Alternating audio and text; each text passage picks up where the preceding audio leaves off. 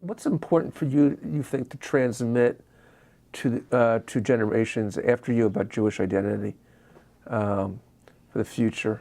Are there certain things that you feel are, you mentioned Yiddish, of course, we talked about that a little bit, but anything else?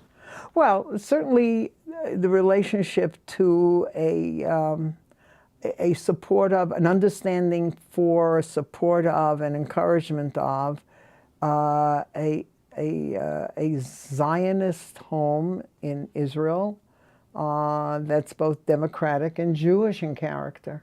And I stress both the democratic and the Jewish. And that leads into all kinds of political implications. I don't know if you want to get into two-state solutions and that sort of stuff. I don't think so. This is not the place.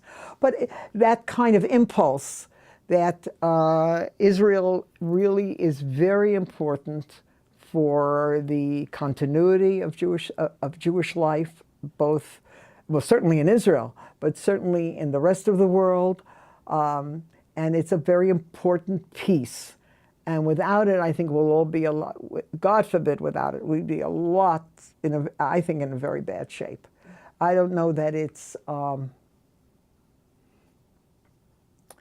just important. It's part of a whole. It's part of a civilization. The Jews are not, from my perspective, are not just a religious group. Religion is a piece of it. Organized religion is a piece of it. There are other parts to being Jewish. There's the cultural piece. There's the piece of being in a place where you are in charge of your own destiny, and the creativeness that comes from that. And indeed, a great deal of creativeness has come from it, and so on.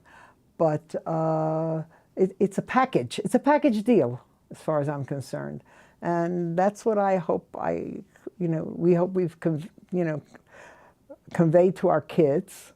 And from what I can tell, in their own way, they're using whatever works for them, but they're using it and working on it.